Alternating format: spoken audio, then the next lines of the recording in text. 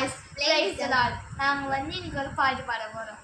நானும் அபிஷேக ஒலிவமரம் உம்மாலயத்தில் நடப்பற்றவள் உம் சமூகத்தில் வாழ்கின்றவள் உம் அன்பையே நம்புபவள் உம் வசனம் தான் பசியாற்றும் உணவு உம் வசனம் தான் தாகம் தீர்க்கும் தண்ணீர் உம் வசனம் தான் பசியாற்றும் உணவு உம் வசனம் தான்